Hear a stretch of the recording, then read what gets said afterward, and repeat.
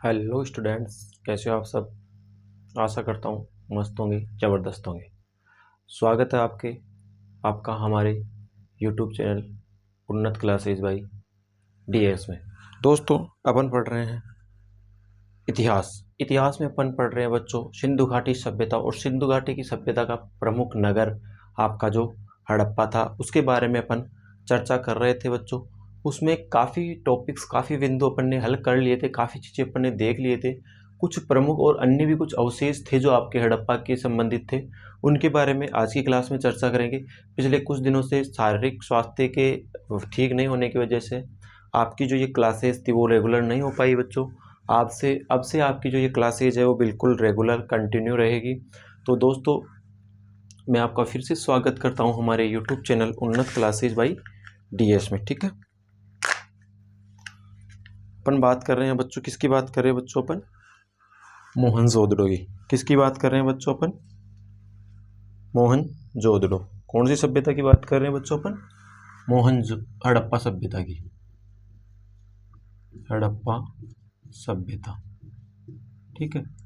कब इसका उत्खनन होता है, क्या क्या इसके बारे में चर्चा थी, ये सारी चीज़ें मुख्य मुख्य जो बातें थी अपन ने पिछली क्लासेज में देख ली थी, और क्या क्या चीज़ें देखी थी उनके बारे में एक बार अपन दोबारा रिपीट कर लेते हैं बच्चों। जो आपका हड़प्पा सभ्यता है, पहले तो बात करते हैं इसकी स्थिति। कहाँ तो ये स्थित है, खोज किसने की है, कब की है, खोजकर्ता, ठीक है, नदी, खोजकर्ता, नदी, ठीक है, ये चीज़ें। और उसके बाद बात करते हैं अपन एक उत्खननकर्ता।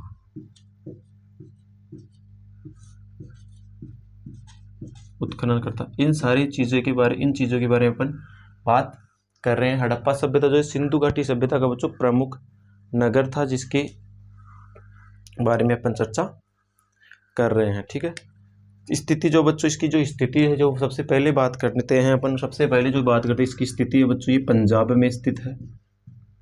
पंजाब में, वो जो कहाँ है, सिंध पाकिस्तान में, ठीक है।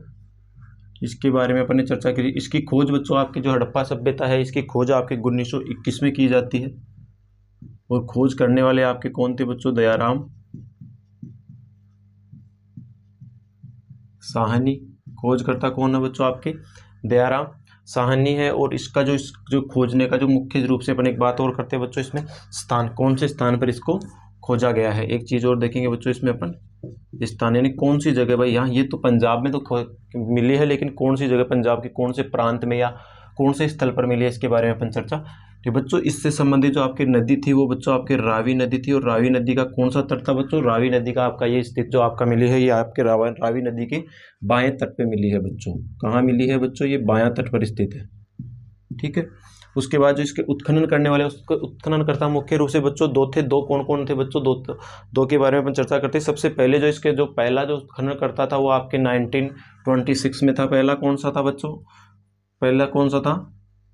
1926 में। और कौन था बच्चों? माधव स्वरूप वत्स।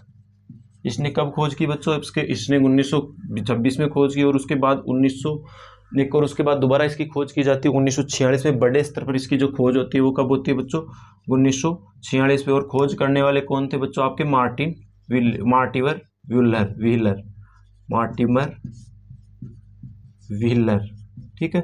इन्होंने सभ्यता का खोज किया, और ये कौन से स्थान पर इसका उत्खनन किया, और ये कौन से स्थान से मिली है बच्चों? इसका जो स्थान था वो बच्चों आपका कौन था? आपका मोंटगोमरी जिला। स्थान कौन सा है बच्चों? मोंटगोमरी, जिसे वर्तमान में क्या कहते हैं बच्चों? जिसे वर्तमान में अपन कहते हैं शाहीवाल। वर्तमान में इस स्थल का क्या नाम है बच्चों? वर्तमान में इस स्थल का नाम है शाहीवाल, ठीक है। ऐसे करके काफ़ी चीज़ों के बारे में अपन ने चर्चा कर ली थी। इसके उत्खनन के बारे में देख लिया था, इसके बारे में कुछ कई विशेषताएं अपन ने देख ली थी, जैसे इसके जो स्थिति है वो किस तरीके से, कहाँ ये स्थित है, किस तरीके से ये सामने आई है, इसके खोजकर्ता कौन है, इन सारे बिंदुओं के बारे में अपन ने चर्चा कर ली थी। उसके बाद अपन ने बात की थी कि ये जो सभ्यता है वो आपकी दो टीलों में विभाजित थी। एक इसका जो पूर्वी टीला था जिसे अपन नगर टीला कहते हैं, एक इसका पश्चिमी टीला था जिसे अपन दुर्ग टीला कहते हैं। इसके अंदर बच्चों एक धान्य कोठार मिला है जो कि 12 मिले हैं, जो कि क्या कैसे थे बच्चों, 6-6 पंक्तियों में स्थित थे। इसके बाद बात करते हैं बच्चों, इसके अंदर दुर्ग टीले के अंदर आपके जो मजदूरों को रहने के लिए बैरक मिले हैं, और यहीं आपके श्रमिक आवास के साक्ष्य भी मिलते हैं। कहाँ बच्चों, दुर्ग टीले में। और दुर्ग टीले के अंदर ही आपको प्रशासनिक भवन जैसे एडमिनिस्ट्रेशन होता है, जैसे बड़े बड़े जो पद पे जो राजा के सब बिल्कुल समीप होते हैं, जो अलग अपना राजकार्य संभालने में सहायता करते हैं, या आप कह सकते हैं पर राजा के मंत्री होते हैं, वो सारे यहाँ पर स्थित थे। ठीक है, इसी अपन ने चर्चा की ली थी। उसके बाद बात की थी अपन ने नगर टीला। नगर टीला जो है बच्चों आपका, नगर टीला आपका बच्चों जो पूर्वी टीला कहते हैं इसे, जो क्या इसका जो प्रवेश द्वार था बच्चों वो आपका पूर्व दिशा में था, और इसके अंदर नगर की जो सड़कें थी वो सारे बच्चों एक दूसरे को समकोण पर काटती थी, और इसकी जो चौड़ाई होती थी वो बच्चों आपके 10 मीटर के लगभग होती थी। ठीक है, ऐसे करके अपन ने काफ़ी चीज़ों के बारे में बात कर ली थी। अब इसमें बात करेंगे अपन हड़प्पा से कुछ एक आध अवशेष और मिले हैं, उनके बारे में अपन बात करते हैं इस क्लास में आज। चलो बच्चों, अब इस क्लास को आगे बढ़ाते हुए अपन बात करते हैं अन्य चीज़ों के बारे में।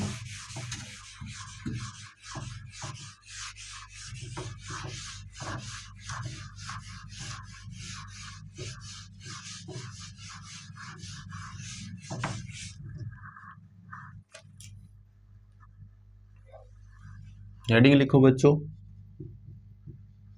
हड़प्पा से प्राप्त अन्य अवशेष। ठीक है, हड़प्पा से प्राप्त अन्य अवशेषों में अपन देखेंगे बच्चों, अब सबसे पहले जो अवशेष देखते हैं कि अपन इसके अंदर देखेंगे कि आपकी एक स्त्री मिली है। स्त्री के क्या है बच्चों, गर्भ से, स्त्री के गर्भ से एक पौधा निकलते हुए मूर्ति प्राप्त हुई है। क्या बात प्राप्त हुई है बच्चों, स्त्री के गर्भ से क्या निकल रहा है बच्चों,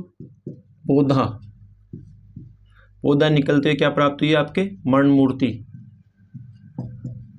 यानी कि हड़प्पा सभ्यता में एक मुख्य अवशेष में एक आपका जो है स्त्री की मूर्ति निकली है, कि स्त्री की मर्ण मूर्ति निकली है बच्चों। स्त्री की मर्ण मूर्ति है जिसके गर्भ से क्या है बच्चों, पौधा निकलते हुए दिखाया गया है, और ये आपके मिट्टी के बनी मूर्ति मिली है। तो बच्चों इससे अपन ये अंदाजा लगा सकते हैं, इसे जो हड़प्पावासी लोग थे वो बच्चों आपके क्या कहते थे बच्चों, इसको उर्वरा देवी या पृथ्वी देवी के नाम से जाना जाता था। क्या नाम से जाना जाता था, उर्वरा देवी या पृथ्वी माता। यानी कि इस मूर्ति की ये लोग पूजा करते थे। ठीक है, तो स्त्री के गर्भ से क्या निकल रहा है बच्चों, पौधा निकल रहा है, और पौधे निकलते हुए इसके अंदर से क्या मिला है आपको मिली है बच्चों आपके मर्ण मूर्ति मिली है। ठीक है, उसके बाद अगर दूसरी जो बात करें अपन, दूसरी बात है दूसरा जो चीज मिली है वो बच्चों आपकी मिली है नरकबंद प्रस्तर। नरकबंद प्रस्तर क्या मिली है बच्चों, अगले जो चीज मिली है वो बच्चों आपकी नरकबंद प्रस्तर। अब बच्चों नरकबंद प्रस्तर क्या होता है, नरकबंद प्रस्तर से तात्पर्य है कि मनुष्य के या व्यक्ति के, मनुष्य के धड़ की मर्ण मूर्ति। ठीक है, यानी कि जो आपका नरकबंद प्रस्तर है वो क्या है बच्चों, इसके सिर नहीं है, ये सिर केवल एक मनुष्य का धड़ ज्ञात होता है कि ये किसी मनुष्य का धड़ था। ठीक है, उसके बाद बात करते हैं बच्चों, यहाँ जो मिला है वो आपका मिला है बच्चों कांसे का दर्पण। कांसे का दर्पण क्या मिला है बच्चों, यहाँ से कांसे का दर्पण मिला है। उसी के साथ में बच्चों कुछ एक इंपॉर्टेंट और चीजें मिले। उसी के साथ आगे बात करते हैं अपन, इसमें आपका मिला है मानव के साथ बकरे के स्वाधान मिले हैं। मानव के साथ बकरे को दफनाने के प्राण मिले हैं, स्वाधान के साक्ष्य प्राप्त हुए हैं। मानव के साथ बकरे के स्वाधान के साक्ष्य मिले हैं। ठीक है, उसके बाद बच्चों कुछ इंपॉर्टेंट चीज है इसके अंदर बात करते हैं अपन, मानव के साथ कुत्ते के सावधान के साक्ष्य भी मिले हैं अपने भारत में, और वो कौन सी जगह से मिले हैं और वो कब का है, इसके बारे में अपन एक इंपॉर्टेंट चीज जो है नोट लगा कर लिखने वाले हैं। नोट लगा के आप लिखो, नोट लगा के आपको लिखना है कि मानव के साथ कुत्ते के स्वाधान के साक्ष्य। क्या लिखना है बच्चों, मानव के साथ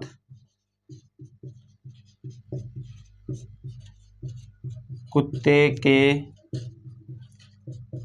समाधान के साक्ष्य कहाँ से मिले हैं बच्चों, मानव के साथ कुत्ते के समाधान के साक्ष्य जो अपने बच्चों को मिले हैं आपके रोपड़ में मिलते हैं। कहाँ से मिले हैं बच्चों, रोपड़। ठीक है, जिसमें क्या है कि मानव के साथ कुत्ते के समाधान के साक्ष्य मिलते हैं, जबकि आपके हड़प्पा सभ्यता के अंदर क्या होता है कि मानव के साथ क्या मिलते हैं बच्चों, आपके बकरे को दफनाने के साक्ष्य प्राप्त हुए हैं। और इसी प्रकार के जो प्राचीनतम साक्ष्य हैं जो आपके जम्मू कश्मीर में मिलते हैं। एक कहाँ से मिलते हैं, यानी इसी प्रकार के कहाँ से मिलते हैं बच्चों, आपके जम्मू कश्मीर, जम्मू कश्मीर। ठीक है, जम्मू कश्मीर से भी मिलते हैं। और जम्मू कश्मीर में कहाँ से मिलते हैं, जम्मू कश्मीर में एक स्थान है बच्चों आपका बुर्ज होम, बुर्ज होम। बुर्ज होम से क्या मिलते हैं बच्चों, इसी प्रकार के साक्ष्य मिलते हैं, जो कि आपके कौन से काल का स्थल है, जो आपके नवपाषाण काल का स्थल है।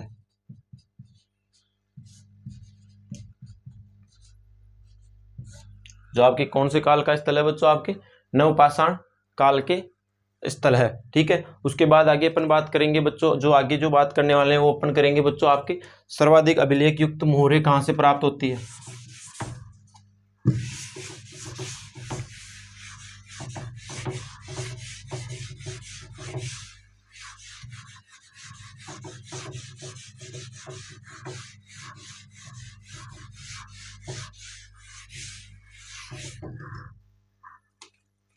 इसके बाद अपन बात करते हैं बच्चों, सर्वाधिक अभिलेख युक्त मोहरें कहाँ से प्राप्त हुई है बच्चों, हड़प्पा से।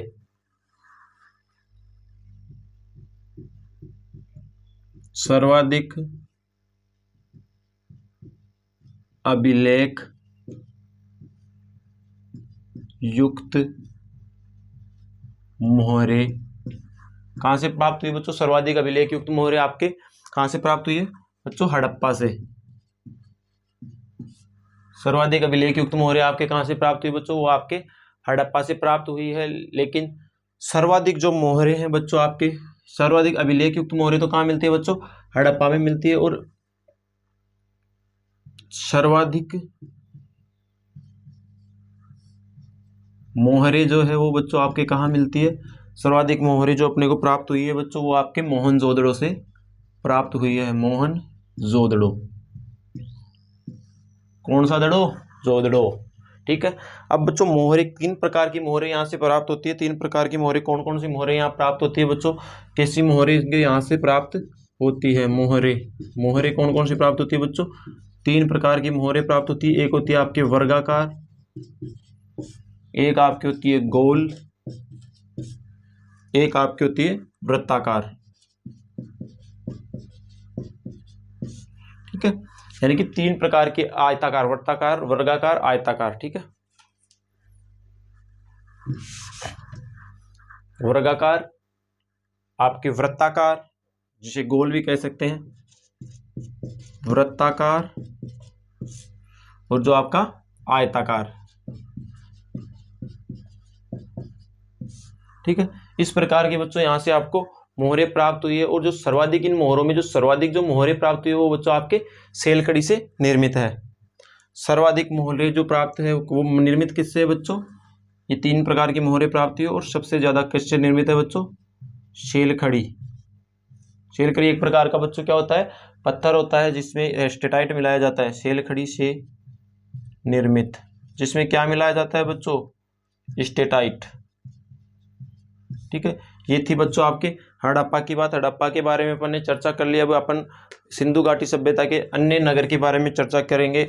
इसकी स्थापना कब हुई, किस किस के द्वारा इसका उत्खनन किया गया, इन सारी चीज़ों का, इन सारे बिंदुओं के बारे में अपन ने क्या कर ली थी बच्चों, चर्चा कर ली थी। अब अपन नया बिंदु, नया विषय, नया टॉपिक, सिंधु घाटी सभ्यता के अंदर नई जो बात है, नया जो सब्जेक्ट है, नया जो स्थल है, उसके बारे में क्या करने वाले हैं बच्चों, अपन चर्चा करने वाले हैं। ठीक है बच्चों, इसकी जो आपके हड़प्पा की खोज कहाँ से हुई थी, हड़प्पा की खोज आपके हुई है बच्चों 1921 में, और दयाराम साहनी द्वारा इसकी खोज की गई थी। और इसके बारे में अपन ने ये चीज़ें अपन ने पहले देख ली, बार बार रिपीट करना से कोई मतलब नहीं रहेगा, क्योंकि अपने क्लास का समय भी जाता है। तो बच्चों एक बार फिर भी आपके लिए मैं थोड़ा बहुत रिपीट कर देता हूँ। जैसे मान लो हड़प्पा की खोज जो आपकी होती है वो बच्चों 1921 में दयाराम साहनी द्वारा की जाती है, और जो कि कहाँ में खोजी जाती है बच्चों, आपका मोंटगोमरी जिला है जो कि आपके बच्चों पंजाब पाकिस्तान में, और जिसे वर्तमान में अपन क्या कहते हैं बच्चों, साहिवाल। और ये रावी नदी के बाएं तट पर स्थित है। यहाँ पे उत्खनन किया करने वाले आपके एक मनोवैज्ञानिक हैं, वो आपके 1926 में माधव स्वरूप वत्स ने यहाँ पे उत्खनन किया था।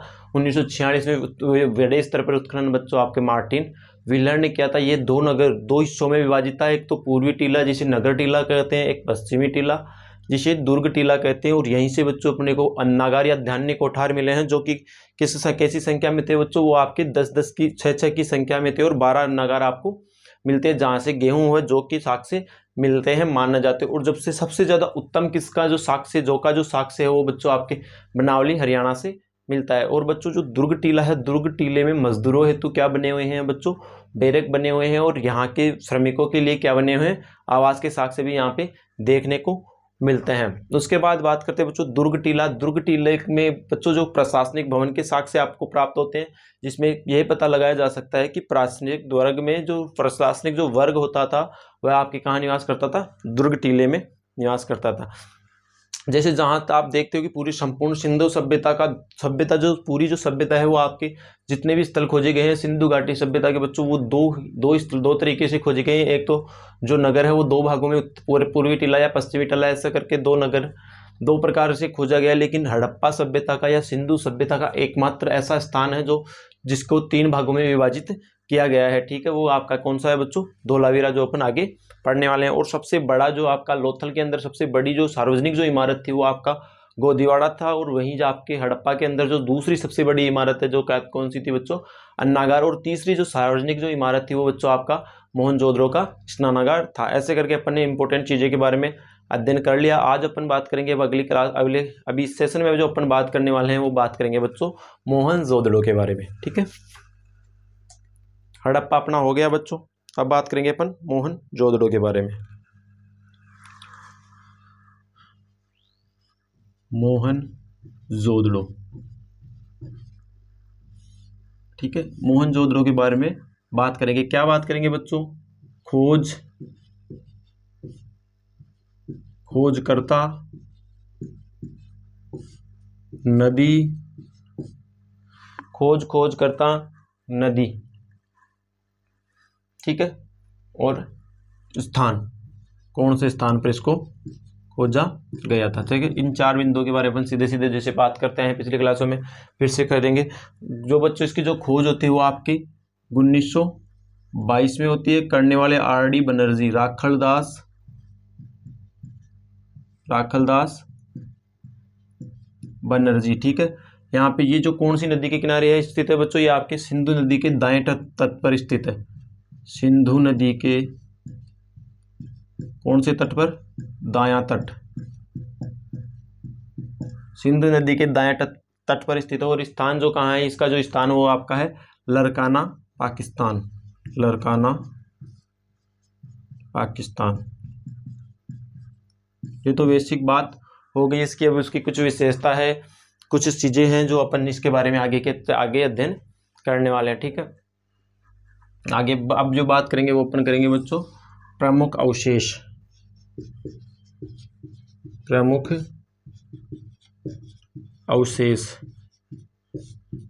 अब प्रमुख अवशेषों में जब बच्चों अपन बात करेंगे, सबसे पहला जो साक्ष्य मिलता है वो बच्चों इसमें इस सभ्यता का जो सबसे बड़ा जो इंपॉर्टेंट साक्ष्य वो है 9 बार बसने व उजड़ने के साक्ष्य। 9 बार बसने व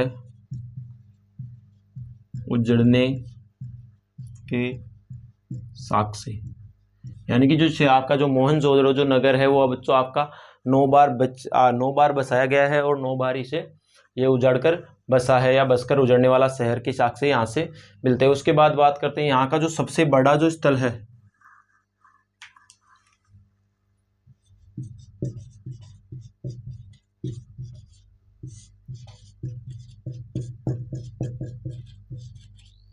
कौन सा है बच्चों, अपन ने लास्ट क्लास में बात की थी, वो था आपका स्नानागार। सबसे बड़ा स्थल कौन सा था बच्चों, आपका स्नानागार था, जिसे आपके जो मार्शल महोदय हैं वो उन्होंने क्या कहा है, मार्शल महोदय ने इसको क्या कहा है, विश्व का आश्चर्यजनक निर्माण कहा है। क्या कहा है बच्चों, विश्व का आश्चर्य, ठीक है। इस स्नानागार को क्या कहा है, विश्व का आश्चर्य। किसने कहा है, जॉन मार्शल ने।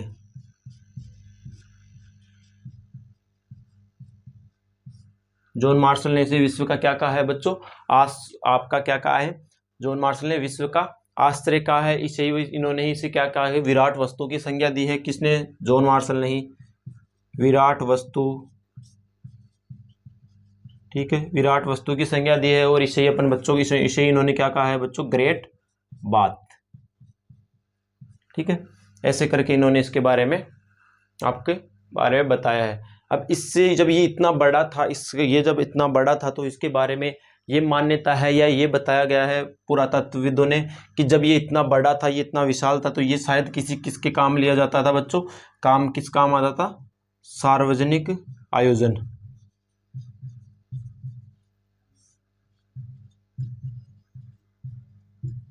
यानी कोई भी सार्वजनिक आयोजन किया जाता था, कोई भी स्पेशल त्यौहार मनाया जाता था या कोई भी विशेष अवसर बनाया, जिस पर इसे क्या कहा जाता था, आपके स्नानागार क्या कहा जाता है। इसमें बच्चों उतरने के लिए उत्तर व दक्षिण के जो कोणों में है क्या बनी हुई थी बच्चों, सीढ़ियां बनी हुई थी, ठीक है। क्या बनी हुई थी बच्चों, सीढ़ियां बनी हुई थी, ठीक है। इसके अंदर इसे क्या कहा गया बच्चों, इसे ग्रेट बात कहा गया, इसे क्या कहा गया, विश्व का आश्चर्य कहा गया। इसे क्या कहा गया बच्चों, इसे अपने क्या कहा गया, आपके विशेष अवसरों पर किसी के साथ कहा गया कि इसको विशेष अवसरों पर उपयोग लिया गया है, यही बातें बताई गई। तो इसे बच्चों आपके जॉन मार्शल ने क्या कहा था, इस जॉन मार्शल ने आपको इसको कहा था विराट वस्तु कहा था, ग्रेट बात कहा था। बच्चों इसका स्ट्रक्चर किस तरीके का होता, इसके बारे में अपन चर्चा करेंगे, ठीक है। यानी ये किस तरीके से बना हुआ था।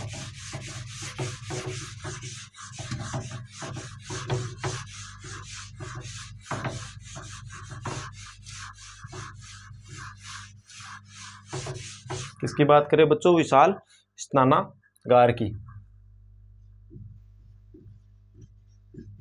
विशाल स्नानागार, ठीक है। इसकी बात अपन करें, कैसे बात करें बच्चों, ये जो आपका था वो आपका इसकी जो बनावट, इस स्ट्रक्चर इस हिसाब से बना हुआ था। जैसे ये थे आपके विशाल, क्या है बच्चों, ये आपका स्नानागार है, ठीक है। ये क्या है बच्चों, आपका विशाल स्नानागार है। और इसके उत्तर व दक्षिण में क्या बनी हुई है बच्चों, नौ सीढ़ियां, इधर उतरने के लिए, और इधर भी इसके क्या बनी हुई है बच्चों,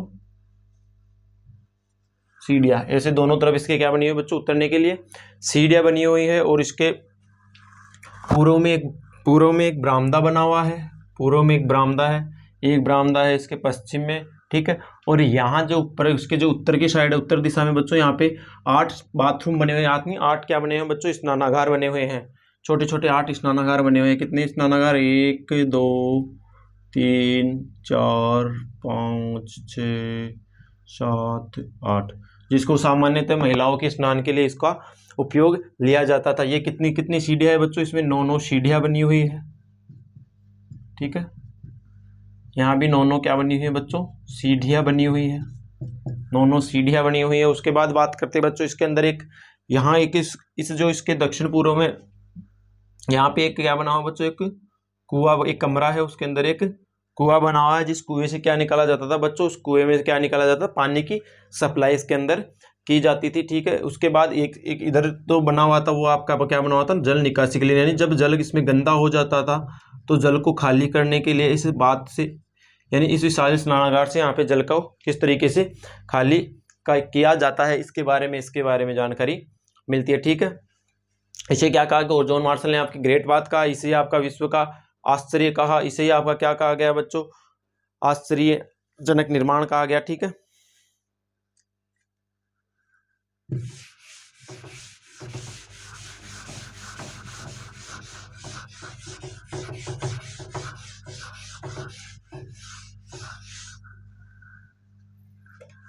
उसके बाद अगर अपन आगे बात करते हैं कि और इसमें यहाँ से आपको क्या क्या क्या प्राप्त हुआ है, ठीक है। इसके प्रमुख अवशेषों में अपन बात करते हैं बच्चों, और क्या इसके अन्य प्रमुख अवशेषों के बारे में एक बार अपन बात कर लेते हैं, ठीक है।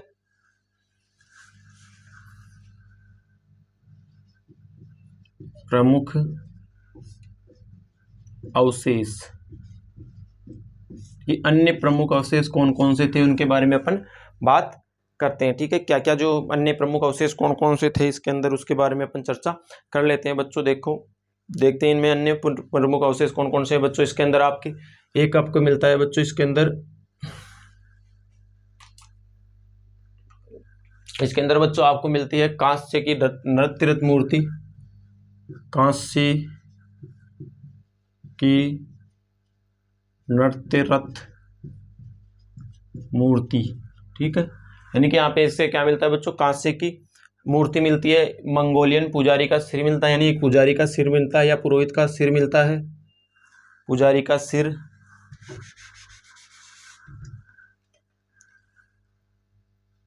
मंगोलियन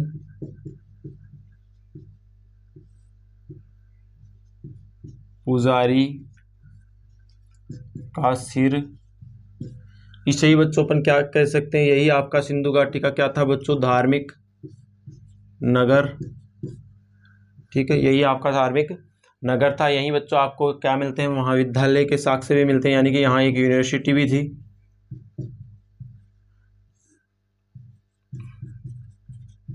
ठीक है। महाविद्यालय के साक्ष्य भी यहीं से प्राप्त होते हैं बच्चों। यहीं से आपको सूती वस्त्र का उदाहरण मिलता है कि यहाँ के जो लोग हैं वो कौन से वस्त्रों का इस्तेमाल करते हैं, आपके सूती वस्त्रों का इस्तेमाल करते थे, ठीक है। उसके बाद बात करते हैं कि इंपॉर्टेंट चीज करके लिखनी है, नोट लगा के लिखना बच्चों। नोट लगा के क्या लिखना है, नोट लगा के लिखना है कि बच्चों सर्वप्रथम कपास की जो खेती की जाती है इसका श्रेय जो आपको किसको जाता है बच्चों, यूनानियों को जाता है। और इन्होंने इस कपास को क्या कहा था बच्चों, सिंडन कहा था। क्या लिखना है, सर्वप्रथम कपास की खेती, सर्वप्रथम कपास की खेती करने का श्रेय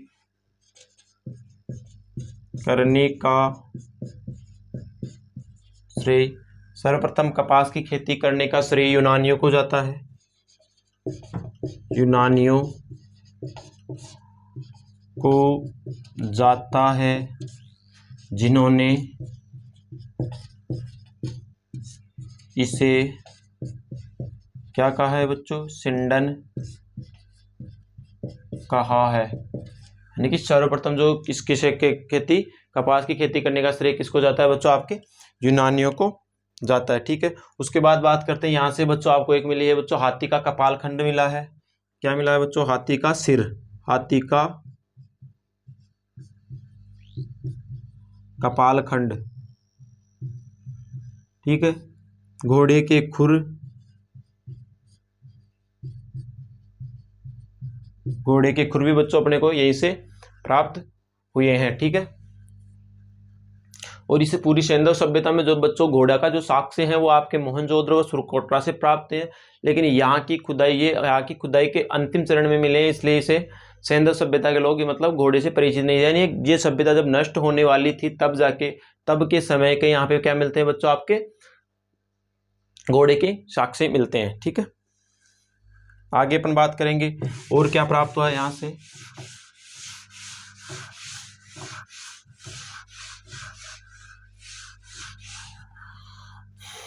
आगे बात करते हैं, आगे और क्या प्राप्त हुआ है बच्चों यहाँ से, उसके बारे में अपन देखते हैं। जैसे मान लो क्या मिलता है बच्चों, सिंधु सभ्यता में घोड़े के साक्ष्य कहाँ से प्राप्त हुए हैं, घोड़े के साक्ष्य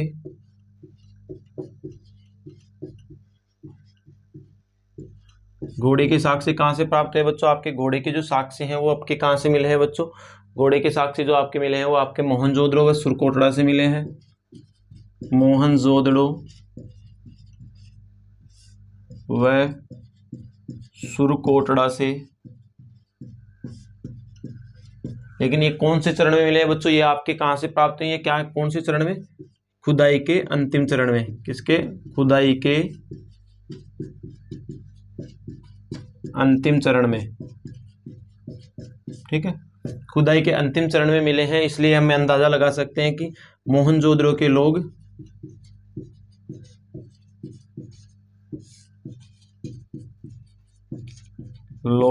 किससे परिचित नहीं थे बच्चों? घोड़े से परिचित नहीं थे, यानी कि खुदाई के अंतिम चरण में मिला। इस वजह से ये कह सकते हैं कि बच्चों यहाँ पे क्या है कि घोड़े से ये क्या है कि बच्चों आपके घोड़े से परिचित नहीं है। इसके बाद यहाँ से अन्य जो साक्ष्य मिला है वो बच्चों आपका मिला है गले हुए तांबे के ढेर, गले हुए तांबे के ढेर, जिससे ज्ञात होता है कि ये लोग किससे परिचित थे बच्चों? ये तांबे से भी परिचित थे। ठीक है, यहाँ से किसी भी प्रकार का कब्रिस्तान नहीं मिला है, किसी भी प्रकार के कब्रिस्तान नहीं प्राप्त हुए, नहीं प्राप्त हुए। क्या है बच्चों? नहीं प्राप्त हुए, किसी भी प्रकार के यहाँ पे क्या प्राप्त नहीं हुए बच्चों? आपके कब्रिस्तान प्राप्त नहीं हुए। और जब यहाँ कब्रिस्तान प्राप्त नहीं हुए तो बच्चों आपके दफनाने के बजाय कौन सी प्रक्रिया थी? जलाने की प्रक्रिया, यानी कि क्या था बच्चों? इसमें अंतिम संस्कार का प्रावधान था। ठीक है, अंतिम संस्कार, यानी कि यहाँ मृतकों को दफनाया नहीं जाता था, यहाँ क्या किया जाता था बच्चों? दाह संस्कार या अंतिम संस्कार किया जाता था। ठीक है, ये हो गया बच्चों आपका मोहनजोदड़ो नगर।